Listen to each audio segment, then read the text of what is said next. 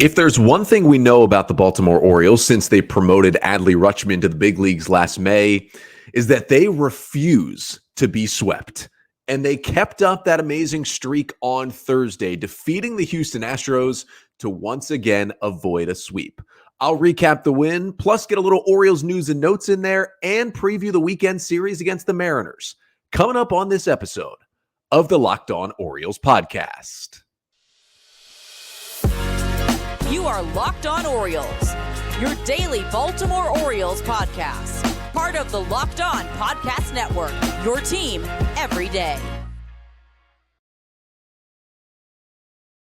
Hey there, Orioles fans. Today is Friday, August 11th, 2023, and welcome back into the Locked On Orioles podcast, part of the Locked On Podcast Network, your team every day. As always, I'm your host, Connor Newcomb. And coming up on today's episode, we are going to recap an Orioles 5-4 victory over the Houston Astros as they avoid the sweep in this one. And Félix Bautista, well, he holds on in the ninth inning this time. Get you the 5 things you need to know from that one. Then some Orioles news and notes in the middle of the pod, including Danny Coulombe going on the injured list, how that will affect the Orioles bullpen, Cole Irvin being moved to the starting rotation, and John Means making his first rehab start on the track back from Tommy John surgery. Then at the end of the pod, we preview this weekend series, Orioles at Mariners. And the word is Kevin Brown should be back on the air for that one. But that's all coming up on this episode of the Locked On Orioles podcast. Before we get there, though, just did want to thank you for making Locked On Orioles your first podcast listen of the day. We're free and available on all podcast listening platforms, and we're right here on YouTube. Make sure to like, comment, and subscribe to the Locked On Orioles YouTube page. And remember, we are doing a giveaway next week on the pod because we surpassed earlier this week 4,000 subscribers on YouTube. That is all thanks to you all out there, the everydayers out there. Thank you so much. But also the people that, tune in from time to time, have found the pod lately. Thank you so much for hanging on here, following along with Locked On Orioles. So we're going to have a cool giveaway. We'll announce that giveaway and how to enter coming up on next week's show, most likely on Monday. But make sure you are subscribed on YouTube.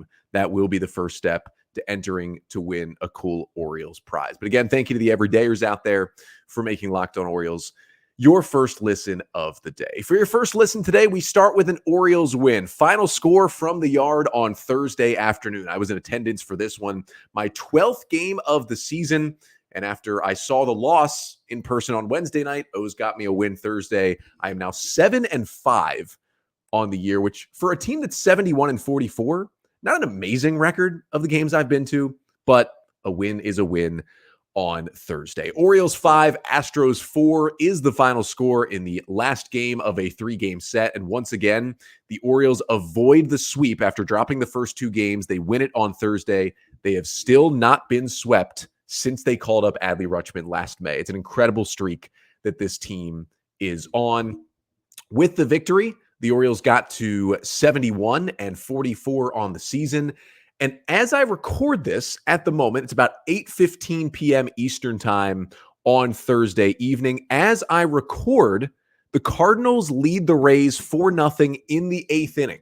So as long as the Cardinals can get 6 more outs, the Orioles would extend their lead to 3 games in the AL East. But I'm going to get you the 5 things you need to know from the Orioles 5-4 win over the Astros on Thursday. And the first thing you need to know is Dean Kremer just loves to face the Houston Astros, apparently, because he was really good in this one once again. Kremer goes 7 strong innings, allowing just 2 runs on 6 hits, struck out 5, walked 2, and the only 2 runs he allowed were solo homers. The first one was an opposite field shot by Yainer Diaz in the 2nd inning that tied the game at 1. And then the next one was a 1-out homer by Jose Altuve in the 7th inning that cut it to a 3-2 Orioles lead. But that was it. 91 pitches for Kremer. And yes, the Astros did square him up, 9 hard hit balls in 7 innings. But this has happened to Kremer multiple times this year where he gets squared up, but he's able to pitch deep into games, keep the pitch count down. It wasn't the swing and miss stuff for Kremer today. Okay, it was 8 whiffs on 49 swings. That's not great, but it was heavy fastballs. Ball was hit to the fielders. He was able to throw strikes. He kept himself in the game. And again, I've talked about this all year, right? Like, you're waiting for the other shoe to drop. And sometimes it does for Dean Kremer, but only like one start at a time. And if he continues to also give you 7 innings, 2 runs, you're going to trust him out there every 5 days. It's not the most dominant stuff in the world, but it's helping the Orioles win. And it did that on Thursday. And I mentioned how he pitched well against the Astros again. He was dynamite in his 2 starts against Houston last year. Started last August 27th in Houston, 7 2/3, 1 run, 4 hits, 3 Ks, and no walks. And then if you remember, September 23rd of last season, Dean Kremer throws a complete game shutout at the yard against the Astros on just 4 hits with 6 Ks and 2 walks. I certainly think this guy loves facing Houston. Hopefully he gets to face him again in Houston when the O's go there late in September. Second thing you need to know from this one is that Adley Rutschman cleared Mount Baltimore from the left side of the plate, leading off the game for the Orioles with a solo home run off of Astros starter Hunter Brown, who had an interesting start, 5 runs on 8 hits over 6 innings, 2 homers, but also 7 Ks and no walks. Interesting one for the rookie right-hander.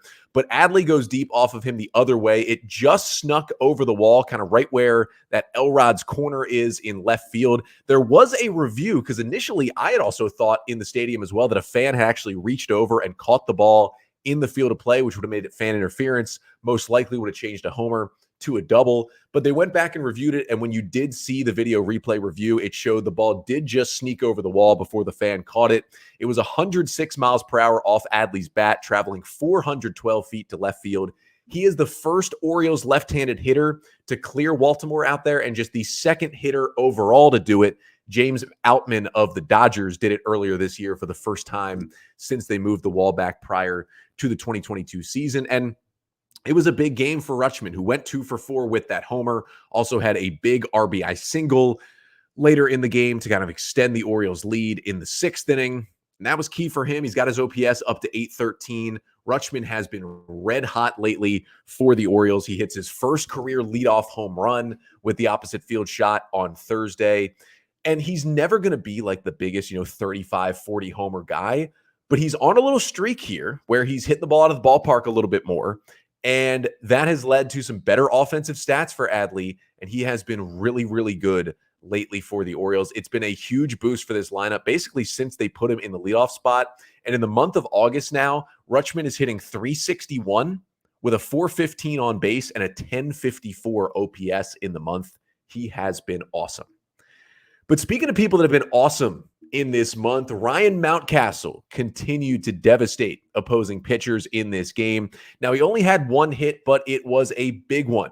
A 2-run shot off of Hunter Brown in the bottom of the 7th inning that extended the Orioles' lead to 5-2 at the time. It was Mountcastle's only hit of the game in a 1-for-3, but it was a 2-run shot, a rocket off the bat of Mountie in this one. 105 off the bat, 391 feet, just snuck it just to the right of where the wall juts out in left field to get it out of here. It was a huge insurance runs for the Orioles. As we'll talk about what happened in the 9th inning, those were gigantic insurance runs there in the 7th off of Brown that basically got him knocked out of this game. Mountcastle's hitting over 400 since he returned from the injured list with the vertigo issue, but especially lately in the month of August, he has been ridiculous. Mountcastle in August now is 15 for 31. That is a .484 batting average, and he has a .1295 OPS in that stretch. He now has a 12-game hitting streak as well. Whatever treatment he got for the vertigo, it worked because he is red hot in the middle of that Oriole order. And remember, he's been crushing lefties all year. The long homer he hit in Tuesday's game was off a lefty in Framber Valdez. This one was off a righty in Hunter Brown, and that is good to see for Ryan Mountcastle. Sticking with the offense, the 4th thing you need to know from the Orioles' 5-4 win over the Astros on Thursday is that James McCann is swinging a hot bat right now. Another nice day at the plate for McCann, who, of course, kind of made his mark over the weekend against the Mets in his revenge series. But he was huge in this one. Got the start behind the dish with the day game after the night game, batting 9th for the Orioles. Rutschman was DHing in this game. And McCann goes 2 for 3 with a single, a double, and an RBI in this game. Had a couple of huge hits. Had a leadoff double in the 6th inning and came around to score. Also had an RBI single in the 3rd inning after a Ramon Arias leadoff triple. He's hitting the ball hard right now. He's swinging it well. And in August, McCann is now 8 for 15 That is over a 500 average with 4 doubles and 8 RBIs in the month as basically a part-time player. And he has hits in 10 of his last 11 starts. He has been really, really good. He's got the average up to 232 now on the season and is proving to be a very useful backup for Adley Rutschman.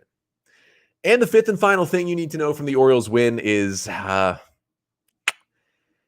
worrisome day for the Orioles bullpen. Dean Kremer goes 7 strong, gives up 2. Mountcastle hits the homer, and the O's go to the pen with a 5-2 lead in the top of the 8th. You're thinking, all right, let's shut this thing down. And Cionel Perez came out there and honestly looked pretty good, right? Perez comes out there in the 8th inning.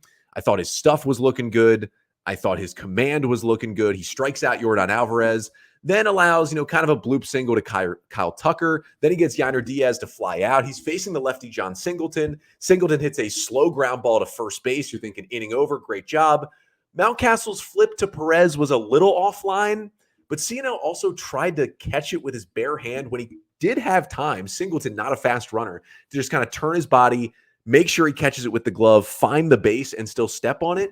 Not sure why he tried to catch it with the bare hand, ended up fumbling it, ended up being an error, and that ended Perez's day.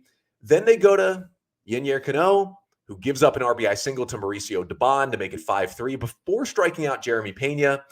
And then back comes Félix Bautista after by far his worst outing of the season, giving up the 4 runs, the go-ahead grand slam to Kyle Tucker in Tuesday night's game when it looked like the O's had that game won. And he did struggle again. He got Jake Myers to pop out to open the inning, but then Jose Altuve doubled. He walked Alex Bregman, had runners on the corners, got Yordan Alvarez to pop out, which was huge. And then listen, he walked Kyle Tucker on a 3-2 pitch to load the bases with a 2-run lead. It's not what you want to do. It put the tying run in scoring position. But after what Tucker did to him last time and what he's done this week, Bautista basically threw all splitters to Tucker and ended up walking him. However, and you feel good about that because Yainer Diaz is coming up. However, Diaz singles, luckily. Ramon Arias made an incredible defensive play for the first out of this game, robbing Jose Altuve of extra bases. But the play he made in the 9th inning that didn't even result in an out was probably a bigger play because Diaz hit a sharp line drive that looked like it was headed for left field. If it gets into the outfield, that's a 2-run single that ties the game at 5. And although Arias didn't catch it, he knocked down the line drive enough for Gunnar Henderson to be able to pick it up in shallow left and allow only 1 run to score and keep the bases loaded. And then Bautista, although he didn't look great and allowed all those base runners, bases were loaded, gave up a run. The big thing was he learned from Tuesday night. Remember, all the bad stuff started Tuesday when he walked John Singleton, a 100 hitter, to start the inning. Well, it was Singleton who came up with the bases loaded and 2 down in a 5-4 game, and Félix went right at him. Fastball. His final fastball was 102.4, got Singleton to pop it up to Gunnar Henderson to end the game. And although it wasn't anything close to the best Bautista and it wasn't perfect, it's nice to see him work through the trouble, have to face the middle of that order again, and get the save to get the Orioles the win and once again avoid that sweep against the Astros. But it wasn't all good things for the Orioles on Thursday. There was kind of some mixed news when it came to things we heard about the team on Thursday. And while there was some certainly positives to come out of the Orioles news and notes I'm going to talk about, one big negative was one of their best relievers heading to the IL with the bullpen already struggling a little bit this week. So we'll talk about what the Orioles will be without in Danny Coulombe, plus get some updates on Aaron Hicks, Tyler Wells, and John Means. That's all coming up next. But first, this episode of the Locked On Orioles podcast is brought to you by Sleeper. Now, the Orioles heading to Seattle tonight. Do you think that, a guy like Ryan Mountcastle can stay hot and hit a homer tonight? Do you think maybe Cedric Mullins, if he returns, can go deep tonight? Well, I sure do. And on Sleeper, you can swing for the fences with up to 100 times payouts. All you have to do is choose 2 or more players that you like and select more or less in their stat categories like homers, strikeouts, hits, and more. Get your picks right, and you could win big. And they've got more stat categories to place contests on, like homers, triples, stolen bases, and more. And you get higher payouts than other apps with less picks. It's easier, and you can make a little more. So use promo code LOCKEDON, and you'll get up to a $100 match on your first deposit. Terms and conditions apply. See Sleeper's terms of use for details. Currently operational in over 30 states. Check out Sleeper today. So the Orioles beat the Astros 5-4 on Thursday afternoon as Félix Bautista held on in the ninth, and they avoid the sweep against Houston. But it was still kind of a shaky day for the bullpen. And quite honestly, it was a shaky series for this Orioles bullpen. As we know, Cano gave up a run in the eighth Tuesday. Bautista gives up the grand slam in the ninth. Then you have Fujinami walking 3 in a row in the eighth on Wednesday, followed by Mike Baumann letting all the inherited runners score for the Astros to break open the game. And then, as I talked about on Thursday, Perez made the weird play at first base. Cano gave up a hit, and Bautista gave up a run and had to leave the bases loaded in the ninth. So once again, we're at the point where the Orioles really need all the bullpen help they can get. And while they did add Jacob Webb earlier this week, and he struck out the side in his Orioles debut on Wednesday, which was nice to see, the Orioles lost a key member of their bullpen on Thursday. And you could argue that Danny Coulombe has been the Orioles' third best reliever for most of the year behind Bautista and Cano. Coulombe has been great, but unfortunately, he is headed to the 15-day injured list with left biceps tendonitis. Now, Brandon Hyde said before the game that Coulombe felt the issue when he was warming up earlier this week in the bullpen. That's why he wasn't used this week. And Danny, Hyde said he thinks he, has a good chance to be back when just the 15 days are up so that it won't take more than the 15 days to get him back. But even if he is out just those 15 days, still concerning for the Orioles bullpen. Now, Joey Krabel, who was just sent down a couple of days ago, was recalled. Of course, he can come back up because he's replacing an injured player. So Krabel is currently kind of the last man in the bullpen.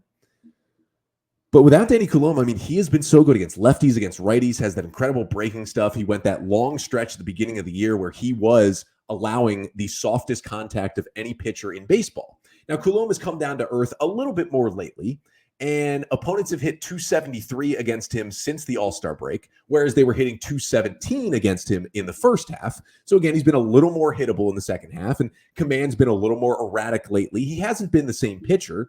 Maybe it'll be that this injury was the issue, and eventually if he just gets some rest, he'll be back to what he was early in the season, which was a lockdown kind of 6th, 7th inning lefty for the Orioles.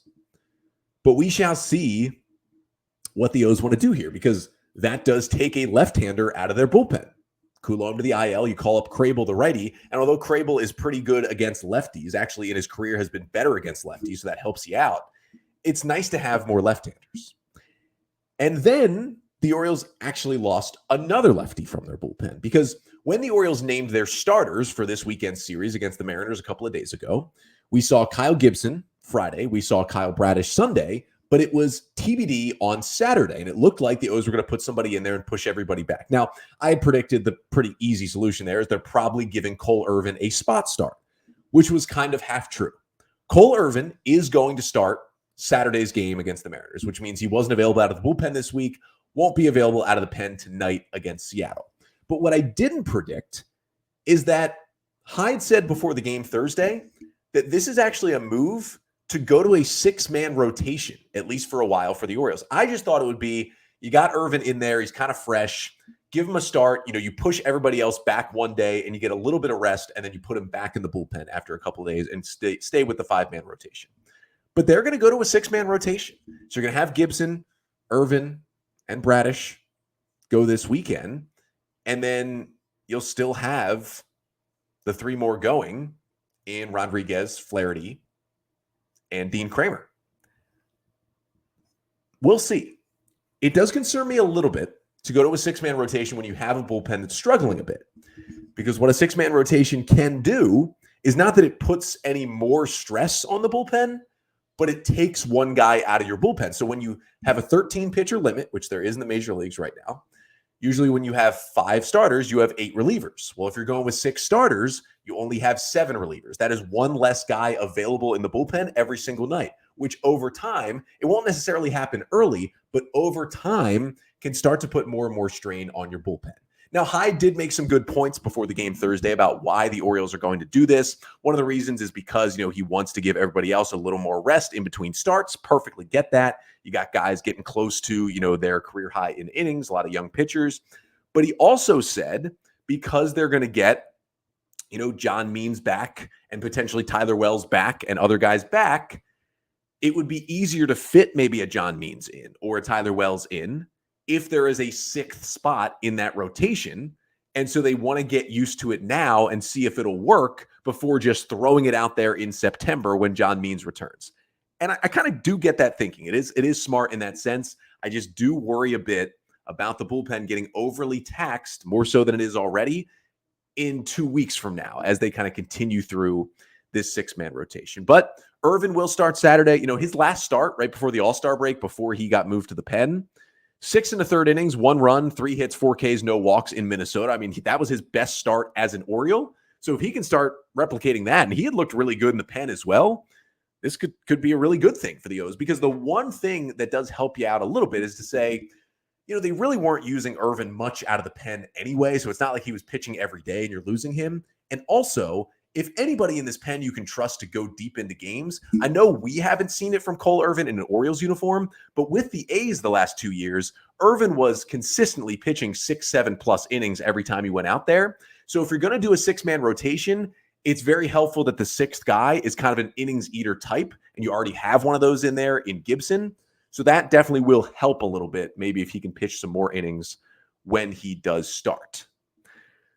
But because Cole Irvin is moving to the rotation and Danny Coulombe is on the IL, that leaves just one left-handed reliever in the Orioles bullpen, and that is Cionel Perez. Now, despite the weird error, Perez, I thought, looked really good in the 8th inning, facing the tough part of the order with the lefties in Alvarez and Tucker coming up for the Astros. I thought he looked good. He's looked much better lately for the Orioles, and I think he can be a trustworthy reliever down the stretch for this team. But it is tough to have just one left-handed reliever. There are really good lefties to go get in a lot of lineups the O's are going to face, and it's rough to have just one guy out there.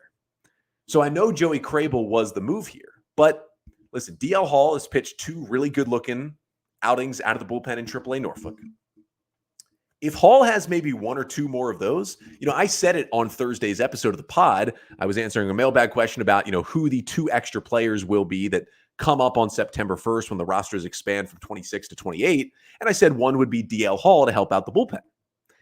With the Coulombe injury and with Irvin going to the rotation and only one left-handed reliever, even if Hall, I think, has 1 more good relief outing in Norfolk where he looks good and the velocity stays up, 96 to 98, I think we should be seeing DL Hall a lot sooner than September 1st. Maybe by even late next week, we could see Hall replace Crable and get another good lefty in there and DL Hall is one of the best 13 pitchers the Orioles have on the 40-man roster. Get him up here. I think he'll help the team. It could be moving that direction with the Coulombe injury.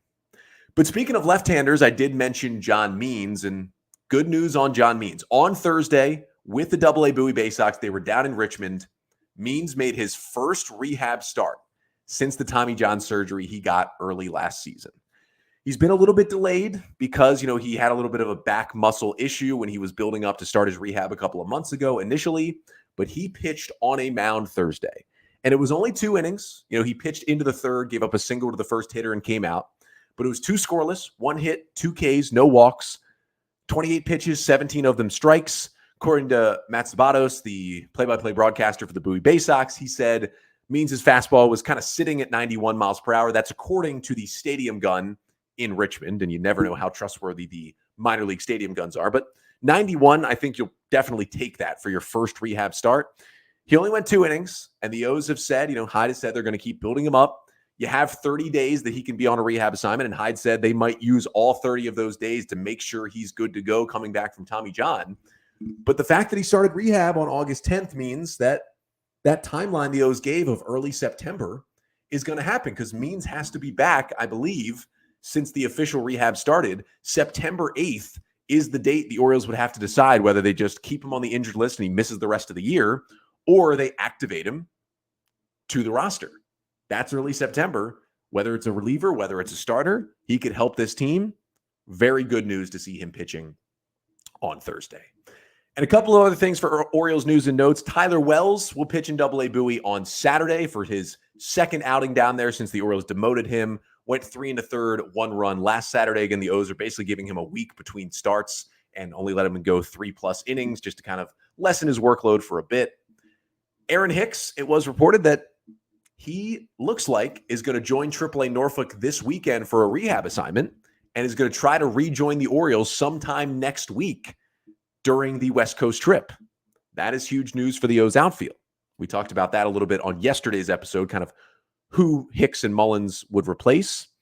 Well, today we're going to learn who Mullins will replace, because it seems like most likely, especially after Mullins did not play in Bowie's game Thursday, it looks like he was on his way to Seattle instead, most likely, that Cedric Mullins is going to be activated off the injured list today. Now, Brandon Hyde said he's not going to play him every day at the beginning. He's going to ease him back into it because he's worried, because he's now had this injury twice. Remember, had it at the end of May, missed a month, came back, then re-injured it a couple of weeks later when he was running. So they're going to be cautious with him.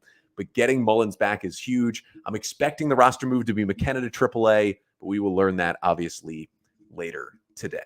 But that's all your Orioles news and notes. A lot going on this week in Birdland. Coming up next to finish off the pod quickly, we preview a weekend series. The surging Mariners won 7 in a row.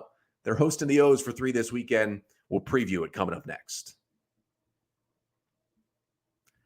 So the Orioles will head to Seattle this weekend after winning on Thursday, but still dropping 2 out of 3 to the Houston Astros. And it looks like, the O's will go into Seattle with a 3-game lead in the AL East. And you know what?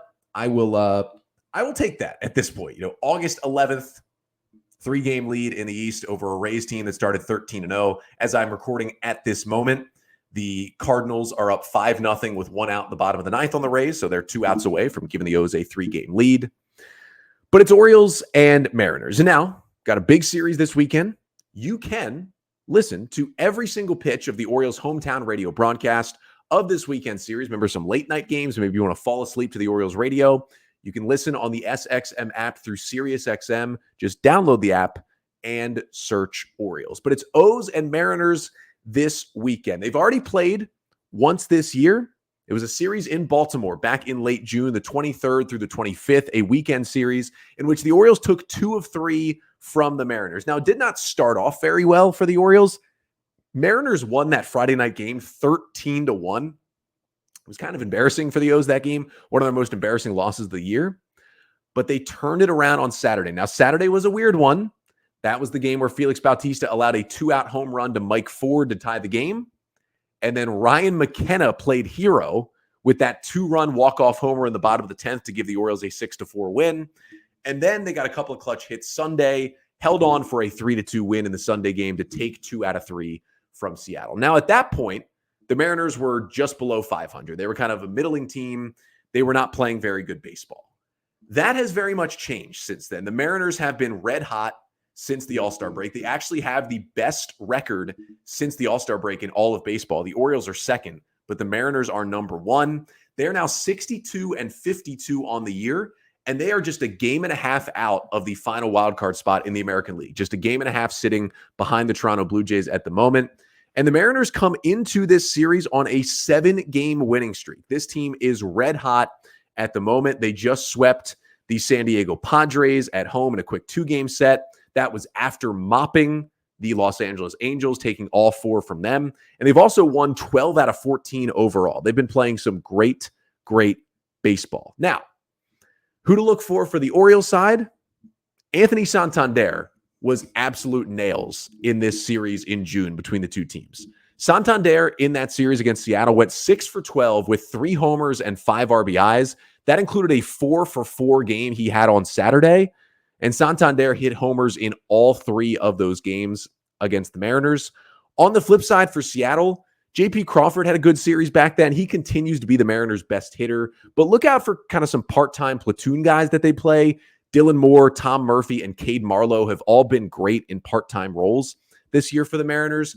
The one big change on this Mariners roster, I would say, is they are no longer with their closer. Paul Sewald, they traded to the Diamondbacks for 3 prospects at the deadline. So their bullpen does look a little different. The hard-throwing Andres Munoz is now kind of the back-end guy, but they still have great starting pitching, inconsistent hitting, and a really good bullpen despite that Sewald trade. So let's take a look at the pitching matchups, how it will stack up when this series starts tonight. Again, game 1 is tonight, and they are on the West Coast. So remember that one. If you're going to stay up, Get yourself ready. Maybe take a nap today.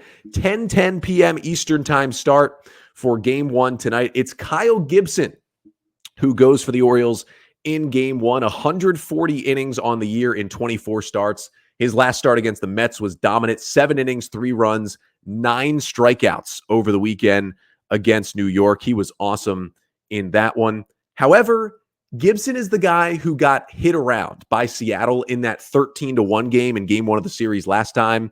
Gibson lasted just 3 innings, by far his shortest start as an Oriole. 5 runs, 7 hits, 4 Ks, 3 walks, and a homer.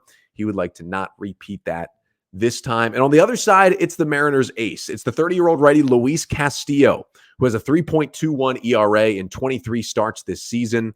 Although Castillo was absolutely obliterated in his last start against the Angels.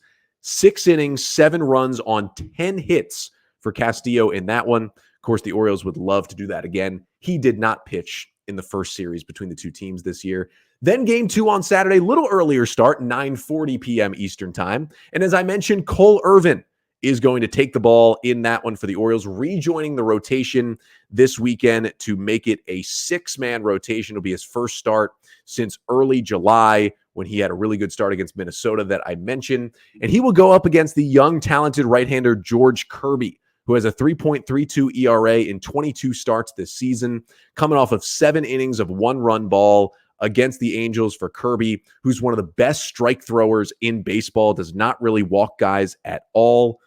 The Orioles got to him a little bit when he faced the O's in the Sunday game in the last series. 6 1/3, 3 runs, 6 hits, 3 Ks, a walk, and a home run. And then we go to the Sunday game this week, and it's a 4:10 p.m. Eastern time start on Sunday. Much easier to watch all 9 innings of that one. Kyle Bradish will get the ball for the Orioles in this one. 3.19 ERA for Bradish in 21 starts this year. Had a weird start against the Mets Sunday. 4 2/3 scoreless. But the reason he went 4 2/3 was because although he struck out 5 guys, he walked 5 guys. Cianel Perez got him out of a bases-loaded jam to keep it at those 0 runs allowed. He'll hope to be a little more efficient in this one. He also started the Sunday game last time against the Mariners. He was awesome. 7 innings, 2 runs, 2 hits, 7 Ks, 2 walks, and a home run in that one. And on Sunday, he will go up against a rookie right-hander in Bryce Miller, who has a 4.20 ERA in 16 starts this year for the Mariners. 5 innings of 1-run ball with 10 strikeouts and no walks for Miller his last time out against the Angels. Yeah, he only pitched 5, but it was a pretty dominant 5 innings. He started the Saturday game the last time against the Orioles. Not as good. 4 1/3, 3 runs, 6 hits, 4 Ks, 3 walks, and a home run allowed. And that'll be the series. Hopefully the O's can go on the road, take a series against the Mariners, and then continue their West Coast trip. And I will be back with you on Monday, recapping the entire weekend series between the M's and the O's. But until then, I'm Connor Newcomb, and this has been the Locked On Orioles podcast, part of the Locked On Podcast Network. Your team every day.